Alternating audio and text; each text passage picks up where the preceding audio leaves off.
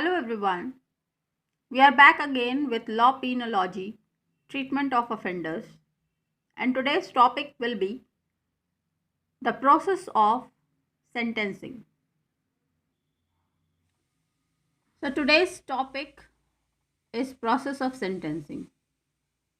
After a criminal defendant is convicted or pleads guilty, a judge decides on appropriate punishment during the sentencing phase of criminal case, or in some cases the judge enhances or reduces a sentence based upon factors specific to the crime and defendant. तो जब भी कोई criminal defendant convict हो जाता है और guilty plead करता है तो जज जो है वो डिसाइड करता है, वो निर्णय करता है अप्रोप्रिएट पनिशमेंट की, या जो क्रिमिनल केस है उससे संबंधित।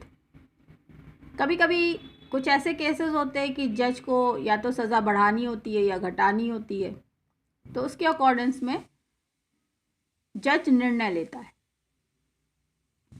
A sentence may include fines, incarceration, probation, suspended sentence, restitution, community service, participation in rehabilitation programs, etc.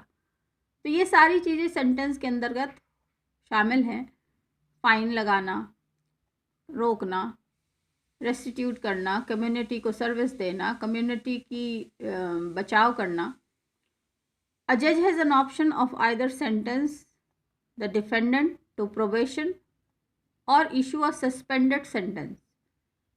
तो जज क्या कर सकता है? जज या तो सेंटेंस दे सकता है, पनिशमेंट दे सकता है, या फिर किसी सस्पेंडेड जो सेंटेंस है, जो पनिशमेंट सस्पेंड हो चुका है, उसको फिर से बहाल कर सकता है।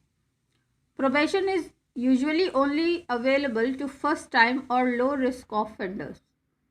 तो प्रोबेशन केवल जो पहली बार किसी ने क्राइम किया हो या लो रिस्क वाले ऑफेंडर्स हो, उन्हीं को मिलता है। The defendant is released into the community but must satisfy certain conditions and abide by certain rules. तो डिफेंडेंट जो होता है उसको वापस समाज में भेज दिया जाता है, लेकिन उसको कुछ नियमावली, कुछ नियम कानून उसको फॉलो करने होते हैं, अबाइड करने होते हैं। If the defendant fails to comply with the terms of probation, the judge may then revoke the probation and send the defendant to jail instead. तो जो फर्स्ट टाइम क्रिमिनल्स होते हैं, लो रिस्क ऑफेंडर्स होते हैं, उनको प्रोबेशन कुछ सशर्त उसको कुछ शर्तें लगा करके उसको समाज में वापस रहने की इजाज़त दे दी जाती है पहली पहल।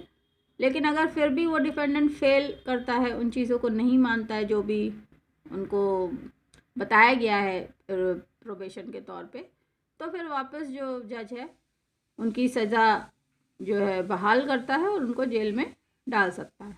तो प्रोबेशन कैंसिल कर देता है वो।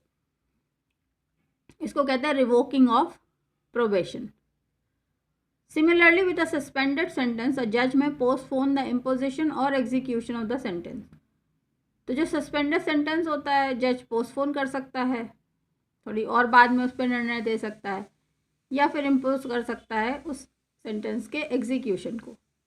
If the suspended sentence is conditional, मान लीजिए जो सेंटेंस सस्पेंड हुआ है वो कंडीशनल था, तो this is dependent upon the defendants fulfilling certain condition. तो वो कंडीशन वो डिफेंडेंट फुलफिल कर रहा है या नहीं कर रहा है, इस पर पूरा डिपेंड करेगा। Often enrollment in a substance abuse program. Sentencing can also include the payment of fine or compensation in the court.